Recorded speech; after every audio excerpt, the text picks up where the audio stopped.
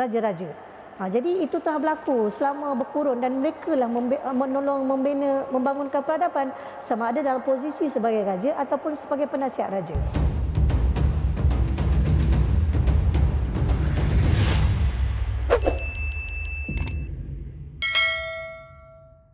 Fenomena Ketuhanan SAW ni adalah satu yang telah berlaku di alam Melayu daripada abad ke-8.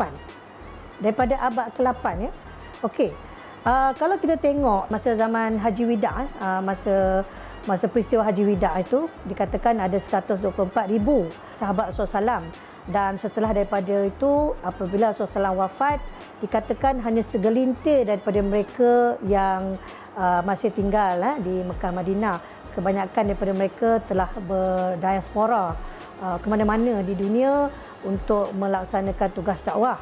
Antara yang berdiaspora itu adalah keturunan baginda Rasulullah SAW sendiri, anak cucu baginda Rasulullah SAW sendiri yang disebut sebagai Jurai Syarif, yang mana Syarif itu dikenali sebagai nenek moyangnya adalah Sayyidina Hasan, Sayyidina Fatimah radhiyallahu anha binti Rasulullah SAW. Dan kalau yang Said itu lebih cenderung dinamakan kepada daripada leluhurnya, yakni Sayyidina Husain radhiyallahu anhu, ini Sayyidatina Fatimah radhiyallahu anha binti Rasulullah sallallahu alaihi wasallam ya. Jadi fenomena diaspora keturunan Rasulullah SAW ke luar negara berlaku antaranya adalah disebabkan kerja dakwah itu sendiri yang merupakan kerja nenek moyang mereka. Kemudiannya berlaku juga peristiwa kezaliman yang dilakukan oleh khalifah ya, khususnya zaman Umayyah dan Abbasiyah, yang walaupun zaman khalifah tersebut agama Islam tetap berkembang, ulama-ulama tetap membuat kerja mereka, tetapi politik itu tetap berlaku. Yakni mereka agak mencemburui keturunan Rasulullah SAW yang membimbing umat yang disayangi oleh umat Islam, maka mereka merasakan keturunan Rasulullah SAW ini satu ancaman kepada mereka. Jadi ramai di antara keturunan Rasulullah SAW ini telah dianiaya lah dan dizalimi hingga menyebabkan keturunan Rasulullah SAW ramai yang pergi jauh-jauh sampai datang ke alam Melayu untuk mencari tempat yang aman untuk mereka meneruskan kerja dakwah ya.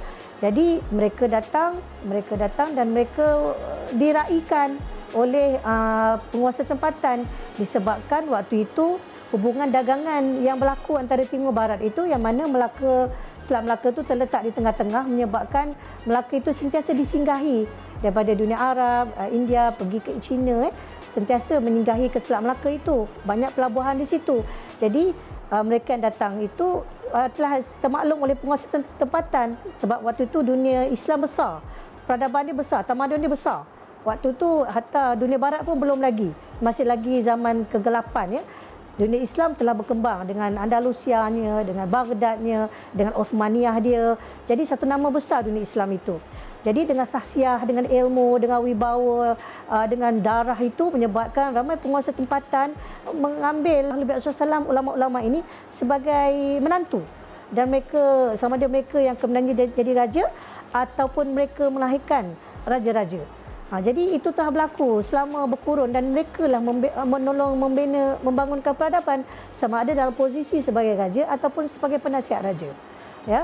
Dan seperti juga Wali Songo, seperti juga Tun Nasir Abdul Aziz di Melaka itu, dan Tanan Aceh, Perlak, Tanan di Palembang, Pontianak itu, dan banyak lagi kesultanan-kesultanan yang pemerintahnya adalah daripada dinasti Ahlul Bait Rasulullah SAW.